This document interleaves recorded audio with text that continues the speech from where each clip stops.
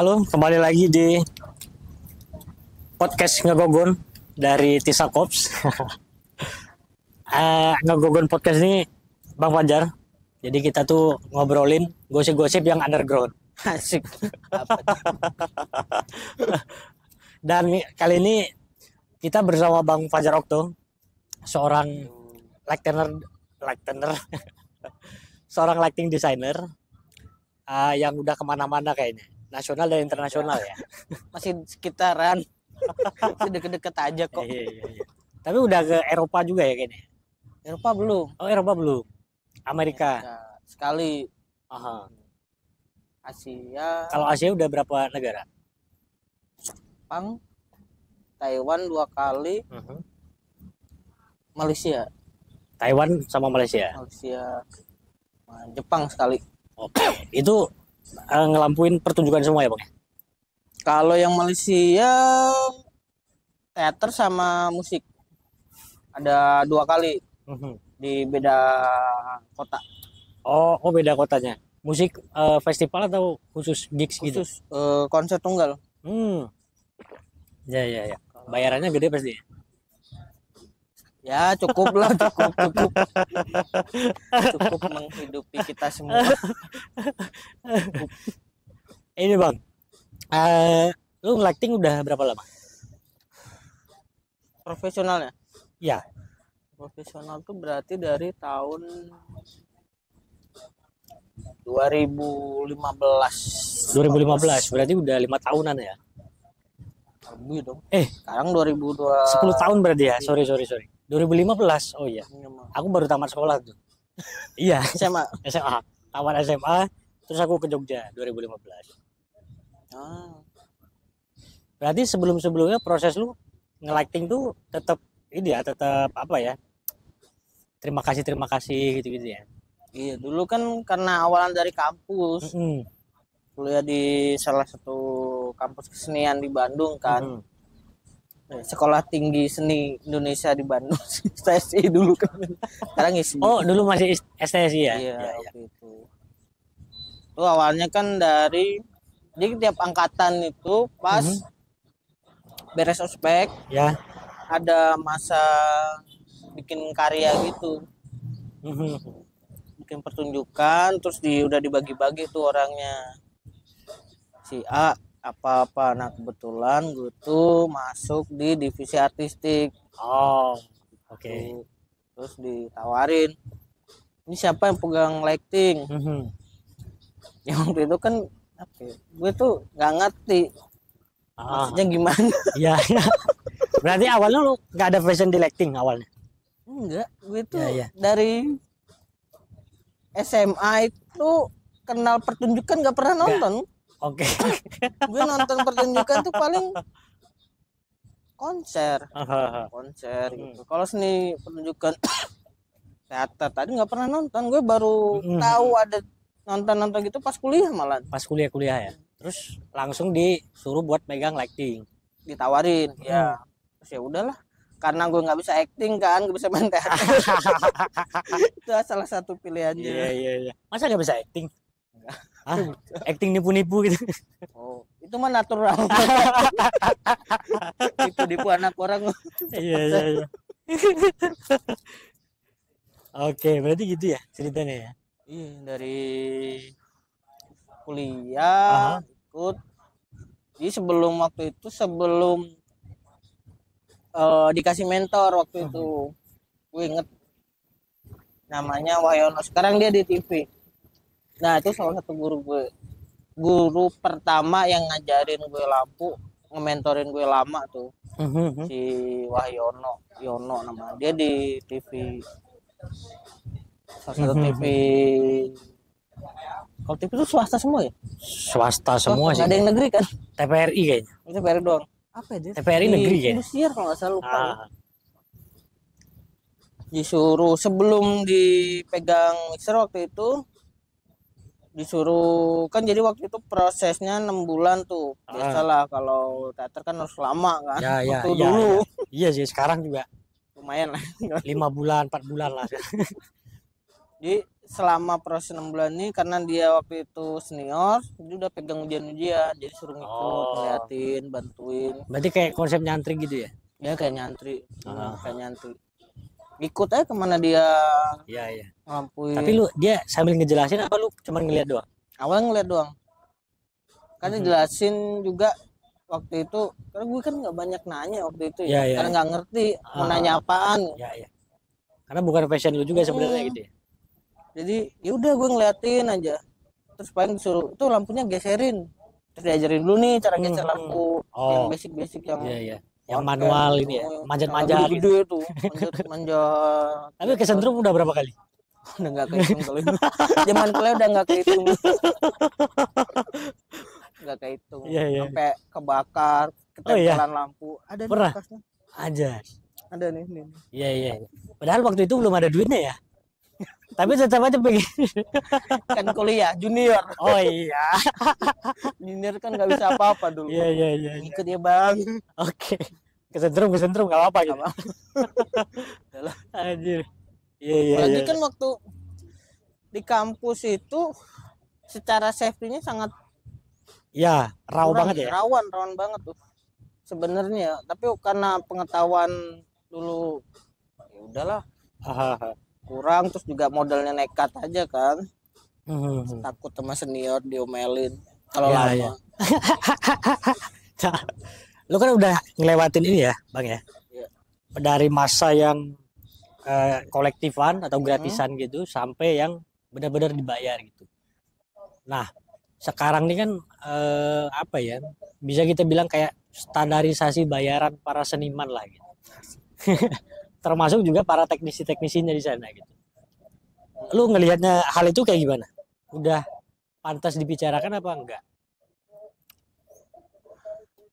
Dibilang pantas ya emang harusnya dibicarakan ya. Cuma kan patokannya apa tuh belum tahu. Nah, iya. Karena masih gue dulu sempat dengar waktu zaman masih sering ikut program-program kementerian itu. Sering dibicarakan buat standarisasi. Kalau nggak salah dulu tuh sempat ada apa ya sebutnya perkumpulan di Kemendikbud ngomong itu. Dan itu gue juga nggak tahu hasilnya apa karena gue nggak ikut. Ada di Bandung tuh senior ya sesepuhnya lah yang sana dikirimkan. Ya.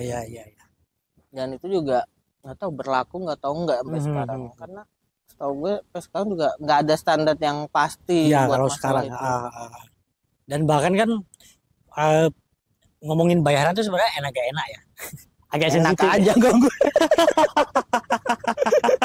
Agak sensitif kan saudara. Tapi selama ini sejauh ini lu ada merasa yang nggak enak gak? Masalah bayaran. Misalnya wah ini proyeknya gede nih tapi bayaran lu nggak sebanding dengan proyekannya gitu. Masih sering ditemuin nggak? Buat sekarang enggak sih. Enggak ya. Karena lu berani nawar atau gimana? Karena buat sekarang tuh pasti ada obrolan di awal ya. Kalau gue sekarang iya. Berarti kan gue ada kesepakatan dengan jumlah itu. Ya. Berarti gue udah siap dengan ini. Cuma pasti gue selalu melihat sebuah komunitas kolektif atau enggak. Itu kan pasti kita ada tahu pertimbangan tertentu kayak ya? gitu ada. Terus ini temen dari kapan? Oh, ada kalkulasinya sendiri ya? Ada itu sendiri gitu. Dan gue kalau ada nih beberapa kelompok, bukan berapa ya, ada kelompok yang karena gue besar di sana, kalau gue ngelampun gue udah nggak mikir kayak gitu, mau dibayar syukur nggak apa-apa. Kadang gue malah nombok nyewa tapi nggak masalah ngeluarin pribadi. Iya. Karena ya gue sadar ini kan dulu gue nggak ngerti sama sekali, terus di komunitas itu gue belajar segala hal. Jadi balas budinya itu aja. Lu banyak dapat banyak hal dari sana gitu. Jadi ya udah mengabdi gitu kan. Mengabdi maksudnya. Gue sih masih berpikir ke sana ya karena ya udahlah, karena dulu si A pernah bantu gue atau komunitas ini banyak ngasih ilmu ke gue ya udah ayo gas. Tapi kalau masalah aset lighting di Indonesia ini, lu udah, kalau di Indonesia kan udah banyak kota yang lu sambangin kan, termasuk juga beberapa gedung pertunjukan yang lu pegang lightingnya gitu kan. Nah, dari beberapa tempat nih aset lightingnya tuh yang paling oke menurut lu di mana? Jakarta ya tetap ya. Jogja enggak? Kalau Jogja pasti gue bawa dari luar juga sih. Dari luar juga ya, vendor juga ya. Maksudnya. Oh ya, Jakarta tuh karena memang ada gedung-gedung yang udah lengkap. Iya. Beberapa gedung tuh udah lengkap fasilitasnya dan nggak perlu nambah apa-apa. Ya. Itu termasuk programmingnya, kalau lighting tuh program software. Jadi kan teknologi kan sekarang udah berkembang nih. Jadi di sistem tata cahaya itu sekarang ada istilahnya 3D simulasi. Jadi dia bikin 3D dengan program 1:1 nggak ya? Kayaknya iya. Maksudnya kita bisa program lebih duluan nih sebelum masuk gedung. Oh gitu. Iya. Simulasi 3D. Di gedung tinggal rapi-rapi dikit lah. Jadi, gedung-gedung sebagian atau festival band tuh biasanya ngirim software yang udah presisi sama posisi lampu. Gitu. Yang udah disetting sama mereka. Kalau lampu itu nggak bisa digeser. Oke. Kalau di gedung rata-rata mereka nggak bikin software karena lampu kan nyesuaiin kebutuhan kita. Cuma dia ngasih list equipmentnya ada apa aja. Dan itu sangat memudahkan sebenarnya. Udah lebih meringankan kerja. Kalau dulu kan nggak tahu ya, kalau lu pernah nemenin ngeset lampu nggak? Pernah sih, tapi gue diam aja. Iya, maksudnya kalau ngelihat mereka sampai pagi. Iya. Sekarang mah nggak perlu. Oh gitu ya. Oke. Sekarang maksudnya bisa efektivitas waktunya itu lebih cepat. Berarti cuman full di program aja. Full di program, venue rapi-rapin preset. Jadi mungkin yang dulu nyampe jam 4 subuh bisa sampai jam 12 doang, dari jam 8 sampai jam 12 atau dari pagi sampai jam kerja gedung. Bisa gitu. Lebih enak. Tapi itu beberapa gedung aja kan yang nyiapin. Iya, yang sudah punya aset yang sebanyak itu gitu. Iya. Belum merata lah. Iya, belum merata lah. Gak ada duitnya kan. Karena gedung pemerintah tuh agak susah tuh. Oh iya. Agak susah dalam artian ini penata cahaya itu dianggap penting, diomel-omelin kalau pas show, tapi pre-nya enggak, pas sebelum show-nya enggak. Iya. Pas show pasti banyak diomelin, ini kurang ini. Nah, tapi pas sebelumnya mereka nggak pernah diskusi tentang equipment, tentang kebutuhan kita, tentang apa. Jadi kita tuh dianggapnya tukang sulap. Tiba-tiba bagus aja, tapi dia nggak pernah mau lihat proses sebelumnya. Iya. Kadang malah ada yang tiba-tiba ketemu hari ya, padahal seni pertunjukan loh. Nah itu chaos ya. Pasti chaos itu. Itu nggak bisa improv gitu ya? Bisa improv. Cuma saya improvnya nggak lihat-lihatan gimana sih? Iya juga sih. Pasti chaos ya. Ada yang gitu. Ada yang malam ini, hari ini loading, besok udah show. Dan loadingnya tuh benar-benar dari nol. Iya. Bangun rigging, anjir, naikin lampu. Dan itu sering terjadi ya? Beberapa ya. Tapi basic lu emang pada akhirnya di lighting bang. Lu nggak pernah coba yang lain? Nggak berani. Meran gitu? Apalagi meranan.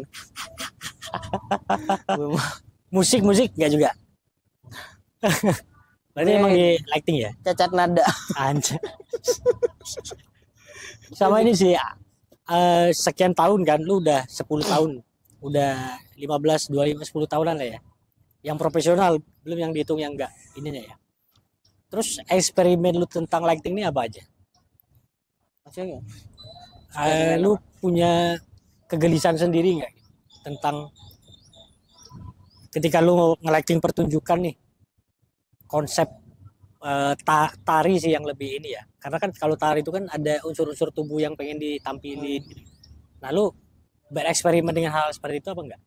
Iya, Hmm. makanya kalau apalagi kalau ngomongin pertunjukan eksperimental gitu kan, Ah, itu biasanya gue bisa rutin ikut latihan. oke. Karena kan kalau pertunjukan eksperimental tuh belum nggak pasti saklek pertunjukannya. Kadang hari ini udah bentuknya A, Mhm. besok bisa jadi A plus, kadang bisa jadi Z gitu. Ya, ya, ya. Jadi emang harus melihat kemungkinannya. Aha. Belum lagi dari jenis lampu yang mau dipakai. Nah, itu kan Oh, itu ngaruh beda juga. lagi ya. Ngaruh lagi tuh. Mhm. Karena ketika mau misal ada koreografer atau penari gerakan-gerakan tapi kita cuma pengen nge-expose kakinya doang, Mhm. badannya, tangannya Ya, ya, ya. doang atau apanya. Terus juga ngatur presisi timing gitu-gitu. Makanya kalau buat pertunjukan gitu gue lebih intens buat Mhm. nonton latihan Ya, ya, ya. Supaya dan dapat feel ininya ya. terus langsung mencoba menerapkan ke visual 3D itu. Oke.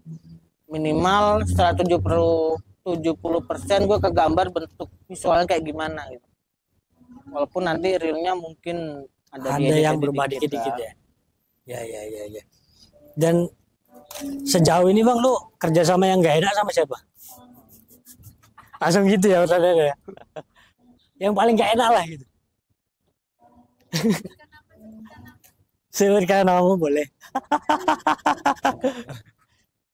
Enggak, enak semua. Enak semua ya? Masa sih nggak ada yang gak enak? Satu aja.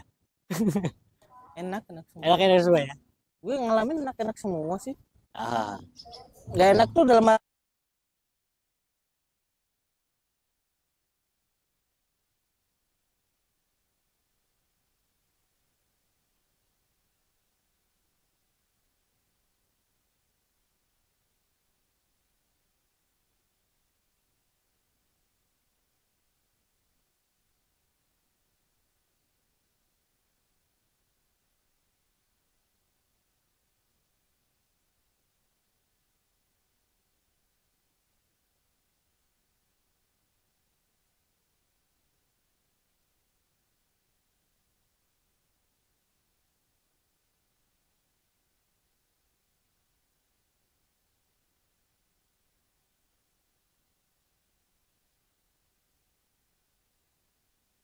bawa operator. Aha. Nggak Iya, iya. boleh Oh iya. desainer.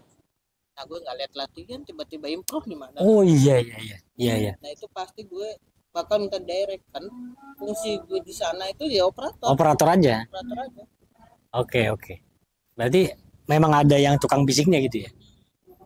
Nah, kalau gue lighting designer kejadiannya kayak tadi, gue bakal berdiskusi kalau itu. Jadi emang ada oh. Aha. Tapi kalau dia keke ya udah gue ikutin. Berarti lu selalu bisa bernegosiasi sebenarnya? Iyalah, saya mah orang jago negosiasi. Aja. Jago negosiasi. Karena gini ya, eh, sutradara atau koreografer itu dia punya pandangan artistik sendiri kan. Iya, iya. Ah.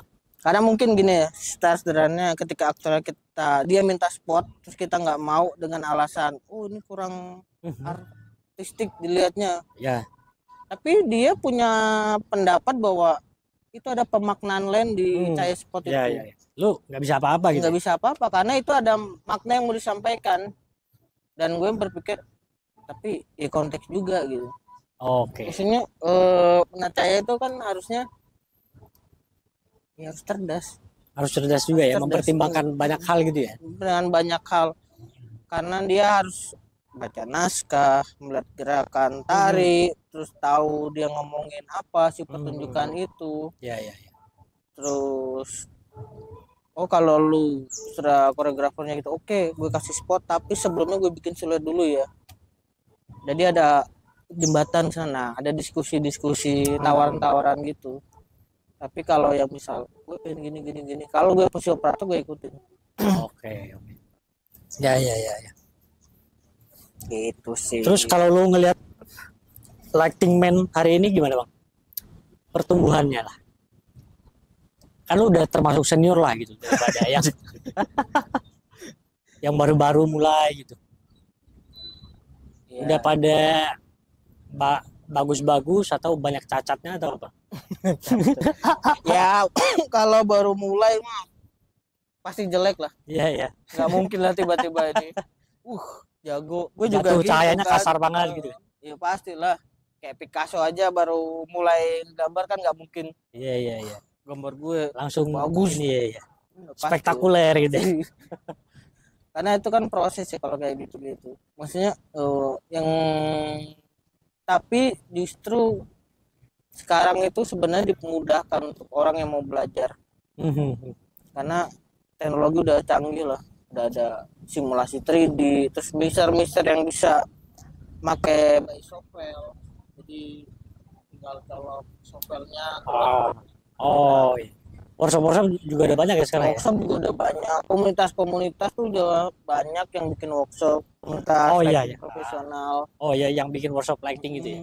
Udah banyak. Jadi sekarang tuh perkembangan lighting tuh lebih udah dianggap sebuah bidang keilmuan khusus gitu. Berarti udah menjanjikan secara finansial juga ya sekarang ya? Iya. Karena event-event udah berserakan di mana-mana kan. Dan nggak mungkin dipegang. Ini loh. Hampir banyak band itu pakai lighting sendiri loh. Iya. Iya kan? Iya. Kalau dulu kan mungkin satu vendor aja. Udah ngikut yang ada di tempat. Nah, sekarang enggak. Banyak band-band yang udah bawa sendiri. Ya.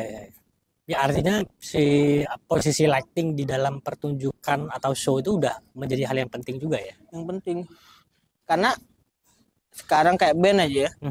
Band itu yang gue perhatiin sekarang banyak band-band yang pengen pertunjukannya teatrikal. Ya. Pengen banyak. Ya, ada konsep teatrikalnya ya. Terus pengen pertunjukannya dramatis gitu-gitu. Mau band metal, mau band apa sekarang indie ya sebetulnya. Iya, indie. Band ini atau band apa itu. Lagi sekarang kan lagu-lagu puitik banget.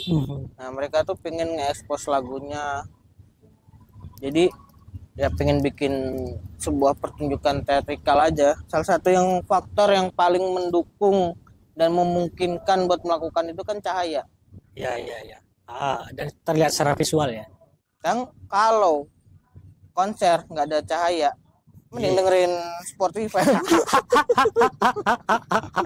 Makanya kalau gue selalu berpikir, selalu bilang cara bercandaan tuh, seni pertunjukan tuh paling penting apa cahaya. Gue ngomong cahaya bukan lampu ya. Iya. Cahaya. Iya sih benar sih. Kan kalau main teater nggak ada cahaya. Nggak ada cahaya, sandiwara radio namanya. Iya. Tapi orang kan banyak yang nggak berpikir ke sana. Bahwa unsur cahaya itu penting. Film juga cahaya juga yang dipentingkan kan. Iya. Tapi kalau film tuh nggak terlalu riuh ya? Atau gimana sih? Gue nggak tahu, gue nggak pernah. Oh lu belum pernah nge-lightingin film? Kayaknya nggak mau deh. Lah kenapa? Nah ini menarik nih, kenapa nih? Kayaknya lebih berat kerjaannya. Oh iya. Karena gini loh, kalau di teater ngelampuin, kalau bagi gue bukan yang lain udah gitu ya, maksudnya buat teater kan ada genre-genre realis, surrealis dan apa sekarang banyak kan. Gue merasa paling susah itu ngelampuin realis. Paling susah, realis. Paling susah. Gue ngerasa butuh pendetailan buat teater realis itu paling susah karena dia harus ya kayak film. Iya. Kan gini, logikanya misal sebuah naskah pertunjukan itu dalam rumah. Itu gimana ngadri cahaya rumah ketika jam sekian, jam belum suasananya tahun berapa gitu ya.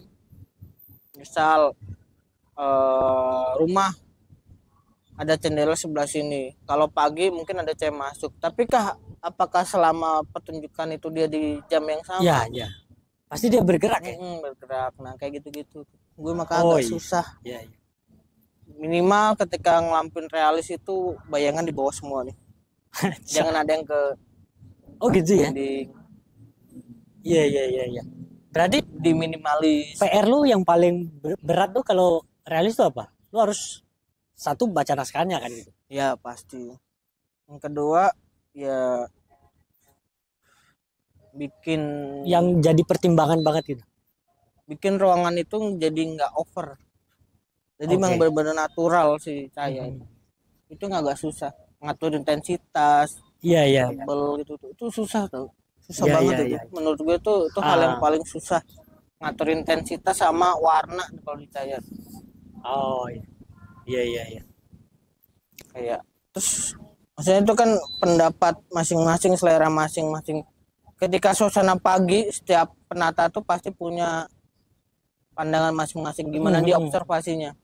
Oh iya. Iya iya. Gimana pengalaman empirisnya ketika dia bangun pagi. Paginya bagi seperti apa gitu. Iya iya. Kondisi rumah. Oh iya. Terus ada pertunjukan misal teater. Gue pengen rumah ini pagi secara naskah tapi lembab. Bisa diatur pakai set atau apa. Tapi kan secara Atmosfernya cahayanya harus kerasa minimal. Ya ya.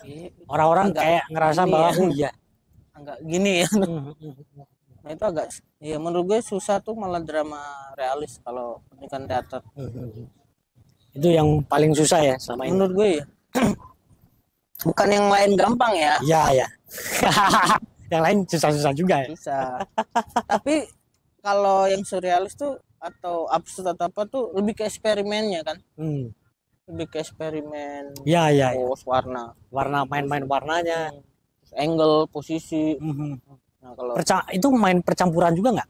Kayak cat gitu. Iya kan ada teori warnanya. Iya iya. Merah dicampur apa jadi tembak apa. sama apa jadi apa gitu. Oh. Oke. Nah, ada juga yang menarik sih. Gue pernah denger ya rumornya tapi nggak tahu ya. Ada nggak lighting tuh yang buta warna? Jauh ini gue belum pernah nemu ya. Belum pernah ada yang curhat seperti itu ya. Oh, ada yang curhat seperti itu. Kalau pelukis ada yang buta warna? Nggak tahu. Ada. Nah, kalau lukisnya hitam putih dong. Enggak, lukisannya berwarna. Cuman dia tuh buta warna. Oh, berarti dia punya ini empiris. Oh, warna ini kalau warna ini. Iya. Iya. Tapi berarti kan sebelum buta warna dia harusnya nggak buta warna. Tahu dari mana dia warna nah, itu dia. Canggihnya seorang perupa itu seperti itu. Anjir, feeling.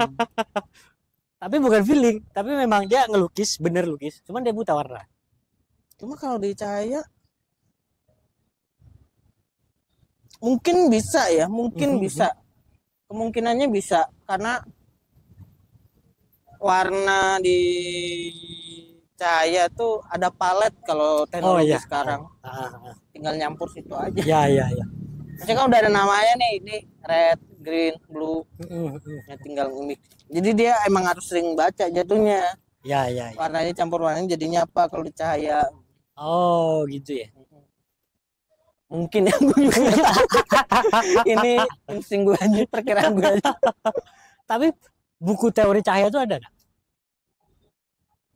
Teori pencahayaan maksudnya memang khusus buat pertunjukan.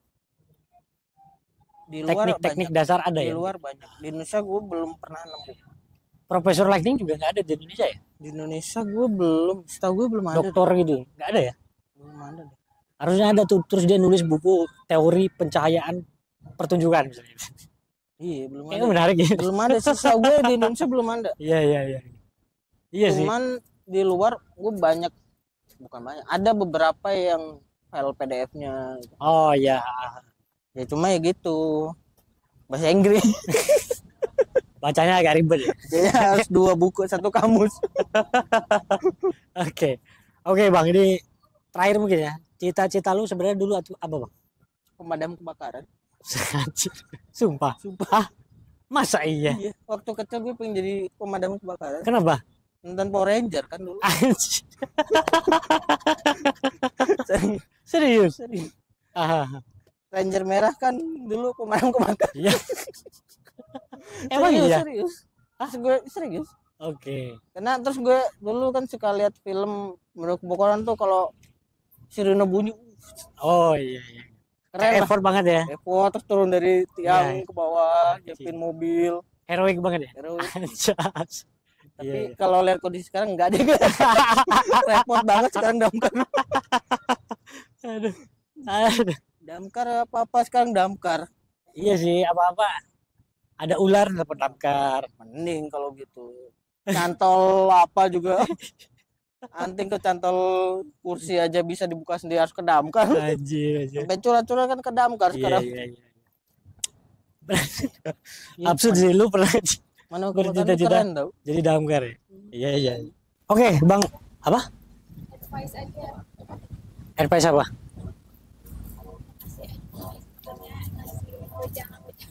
Oh iya.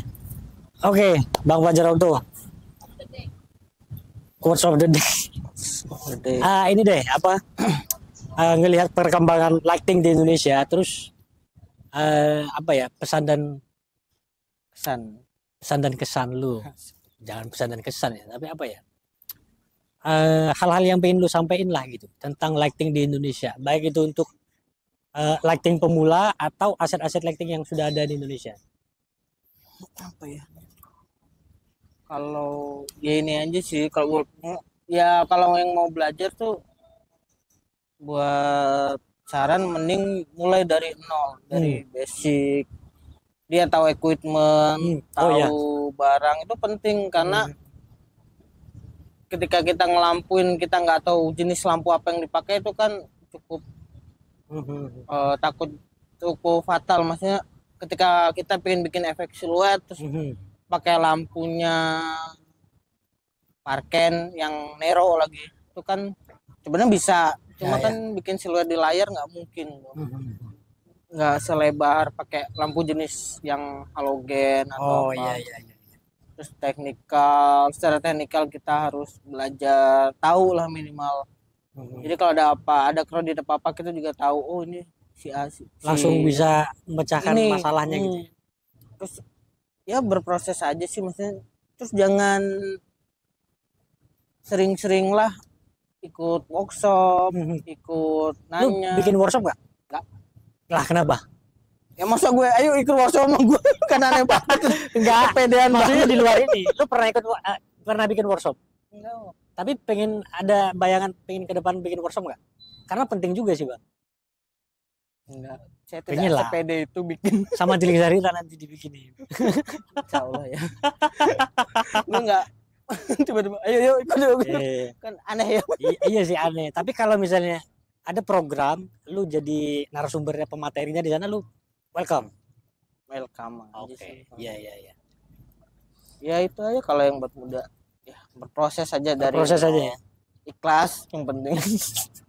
Penting ikhlas. Apa? Giat. Ilmu awal-awalnya itu yang paling susah ya. Harus ikhlas dulu ya. Ikhlas dulu. Nah itu yang susah tuh. Ikhlas. Kenapa ya? Udah. Ya istilahnya bener tuh kalau kata nanam aja dulu. Ntar panennya mungkin 5 tahun kemudian, 7 tahun kemudian.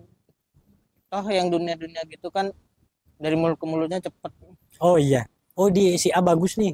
Ini bagus nih gitu ya. Belajar experience, ikhlas dulu, terus etika, adab juga. Itu penting juga ya. Penting banget tuh. Jangan asal-asal untuk etika, yang hormatin yang tua juga.